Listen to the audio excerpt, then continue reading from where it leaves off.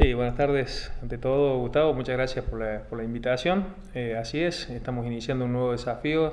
Estamos tomando la conducción de este SADOP, de la Delegación Río Cuarto del SADOP, donde han pasado para nuestro sindicato y para la lucha docente grandes personalidades que han trascendido los límites de esta delegación. También lo han hecho algunos de la provincia y otros los límites también territoriales de nuestro país, presidiendo, por ejemplo, el doctor Mario Almirón, la Federación Latinoamericana de Trabajadores para la Educación. Irma Ciani es otro personaje de aquí de la ciudad que ha pasado por la delegación. Bueno, me toca este desafío. Estamos aceptándolo junto con un grupo de compañeros muy comprometidos con el proyecto que hemos elaborado de conducción. Algunos que ya hace años que están trabajando con nosotros y otra gente nueva que se ha incorporado representando las distintas escuelas en las distintas modalidades también, y muchos compañeros que son fuera de la ciudad también representando las escuelas del interior. Además, con una continuidad de una gestión que tiene una proyección, como decís vos, en el ámbito de la conducción provincial. Y por otro lado, referenciar que vos venís del interior, cosa que para nosotros es importante y lo ponemos como énfasis con un tilde ahí porque sabemos que venís de Berrotarán, sos un hombre del interior. No es común que desde el interior se acceda a la conducción de un gremio, más allá de que puedas integrar la comisión directiva. Todo este es un proceso que también ustedes se fueron permitiendo. Sí, sí, realmente yo en realidad nunca pensé que iba a llegar a este momento, no trabajé para esto, debo decirlo, simplemente he hecho el trabajo que me ha tocado con responsabilidad y muchas ganas, y esto me fue conduciendo hasta aquí. Yo trabajé 6 años de delegado en mi escuela, luego Irma Ciani me convocó a trabajar como vocal en su comisión y posteriormente Leonardo Olivero como secretario gremial de la suya, que es el cargo que he dejado para asumir ahora esta Secretaría General de la Delegación Río Cuarto, que territorialmente es la más grande de las delegaciones que posee el SADOP en la provincia de Córdoba, abarcando 8 departamentos, que son todos los departamentos del centro y el sur de la provincia, con más de 200 escuelas de los 4 niveles y las 8 modalidades educativas. Así que realmente, bueno, con mucho entusiasmo, muchas ganas, mucha proyección, mucho proyecto, muchas ganas de escuchar a los docentes con las problemáticas. He tenido la suerte por haber desarrollado la Secretaría Gremial, de estar en contacto con muchos docentes y delegados y, bueno, ser conocido en el ámbito de las escuelas. Eso hace que haya un acercamiento y por ende uno pueda tener una mirada distinta, más cercana a la problemática del docente. Estamos trabajando en un proyecto de ley también que equipare el derecho a la estabilidad laboral que tienen los docentes de escuelas públicas. La idea de esta ley es que penalice a las escuelas que despiden con la quita del subsidio del agente despedido, una forma de morigerar o parar un poco la arbitrariedad del despido que la ley de contrato de trabajo otorga a los patrones y que hace que queden en desequilibrio con relación a los derechos que tienen los docentes de escuela pública. Nosotros consideramos... Eso genera una situación de incertidumbre también en el trabajador. Exactamente, porque debemos decir que muchas patronales aprovechan esta diferencia de derechos que hay entre un docente de escuela pública y privada para presionar al docente de escuela privada y hacerlo que trabaje en contrahorario. Muchas escuelas privadas, debemos decir que las escuelas son marketineras, que al cobrar cuotas son empresas, ni más ni menos, están reguladas por una ley de empresas, por la ley de contrato de trabajo.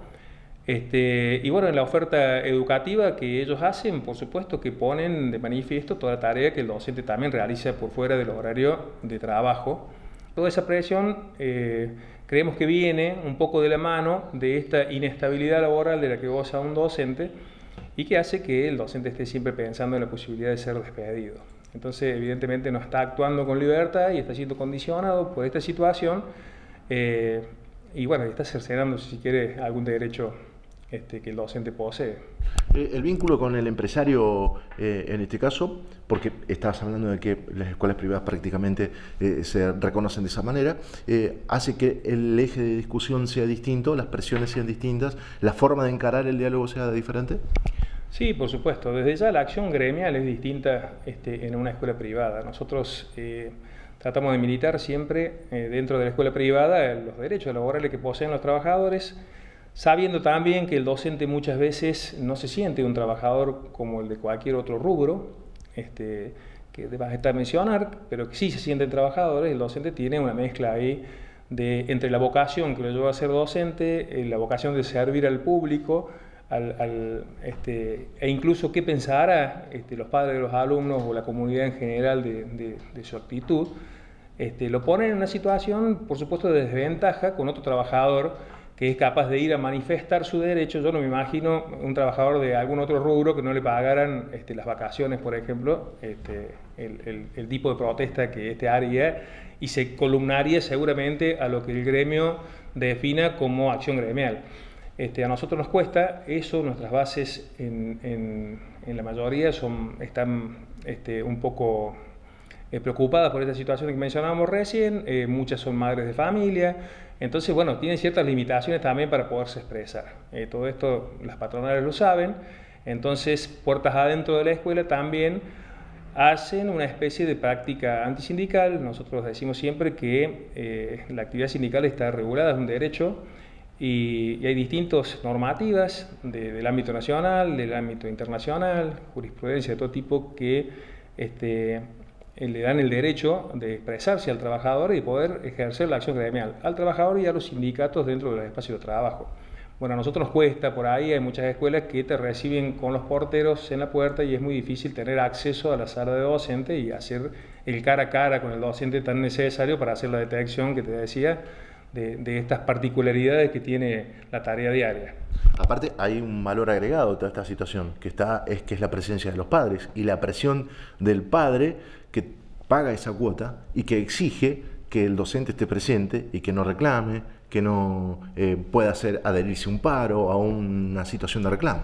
Y bueno, ahí nos encontramos con un concurso de derechos, digamos, el derecho del padre a recibir la educación que paga y el derecho del docente a recibir el trato que corresponde, que por ley también y por principios constitucionales debiera tener. Entonces, para eso está el sindicato representando a los trabajadores y diciendo estas cosas y ejerciendo la presión que el sindicato puede ejercer para que las medidas de acción gremial se realicen. Y bueno, estarán los padres también con sus armas para poder luchar contra esta injusticia, si se quiere, de que lo pueden ver desde el punto de vista de los padres, de no obtener el servicio por el que pagan. Hay un montón de situaciones donde, por ejemplo, yo estoy viviendo, se me corta internet 3 días y a mí no me viene una factura donde me descuente los 3 días que se cortó de internet. La factura me viene entera. Digo, y así pasa con cada uno de los ámbitos de la vida. Un corte de luz de un día no viene la factura descontada, etcétera. Con todos los servicios pasa lo mismo. Bueno, este es un servicio más, el servicio educativo. Estas empresas venden un servicio y deberán las empresas y deberá el consumidor de los servicios, en definitiva, regular esa situación. Pero no tiene por qué el docente cercenar sus propios derechos en beneficio ni del patrón ni del consumidor, en este caso, que poniéndolo así en este contexto empresarial, sería el padre del alumno, ¿verdad? La última, que tiene que ver precisamente con la realidad que estamos atravesando, no estamos viviendo los mejores momentos. Lamentablemente aconteció lo que todos preveíamos que podía suceder y el principal perjudicado es el asalariado, con todo este tipo de medidas que están sucediendo en el ámbito nacional relacionadas con la devaluación, la inflación. Pone al trabajador en una situación absolutamente desventajosa, pero además, por otro lado, cuando desde el gobierno se determinan acciones en función de solventar de alguna manera el perjuicio que se les ha ocasionado, definen una escala salarial que es casi vergonzosa. Sí, que llega siempre tarde y que parece un paliativo casi irrisorio a una situación que ya es lamentable. Nosotros, para ser más directo y tocar el ámbito educativo, que es donde estamos siendo perjudicados, o sea, como trabajadores, lo que todos sabemos, lo que en todos los medios se habla, lo que acabas de decir, nosotros particularmente en la educación sufrimos el primer flagelo del cierre de la paritaria nacional docente, paritaria que fijaba el piso salarial para todo el país, desde donde las provincias discutían después sus realidades. Córdoba está por encima de ese piso, no tendríamos ese problema. Córdoba tiene una paritaria propia, pero en el ámbito nacional, en esa paritaria estaban las provincias más pobres. Se cierra también el Consejo Gremial de Enseñanza Privada, donde era un ámbito de discusión paritaria para las academias no adscriptas, jardines maternales, que hoy están por bajo de la línea de la indigencia.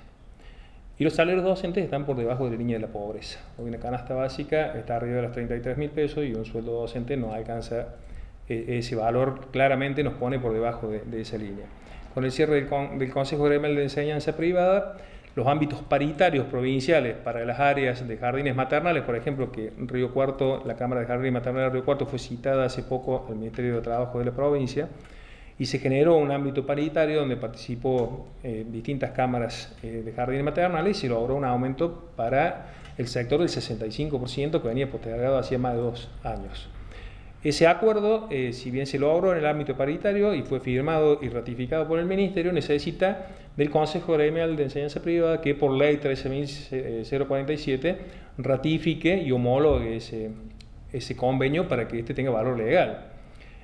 Al cerrarse ese ámbito, esto no se puede hacer, por ejemplo, y están claramente perjudicados los docentes que menos ganan en toda la grilla salarial del país, que son estos docentes que trabajan en las escuelas no adscritas. Es vergonzoso porque es el Estado Nacional quien debe garantizar la formación de estos ámbitos de discusión, porque de ahí obviamente crece el salario de los docentes y bueno, vienen aparejados a través de esto todas las otras cuestiones de las que podemos llegar a hablar, que la calidad educativa, la dignidad de la persona, etcétera, y nos podemos extender muchísimo en hablar. Debemos decir de la educación, la quita también en el presupuesto educativo, el cierre de la Academia de Ciencia y Tecnología, o sea, por todos lados los recortes han ido por el lado de la educación, más allá del cierre de estos ámbitos de discusión del salario. Entonces la educación ha sido claramente perjudicada, así como fue en general todo el pueblo trabajador por la suba de los intereses, por la suba de las tarifas de los servicios, por la escapada del dólar que arrastra con la suba del combustible, con la suba de la canasta básica, etc. Nosotros tenemos esta particularidad que ni siquiera se puede discutir estas cuestiones porque no están representados, porque el Estado, garante de este derecho de sentar a quienes representan los sectores, se ha hecho ausente.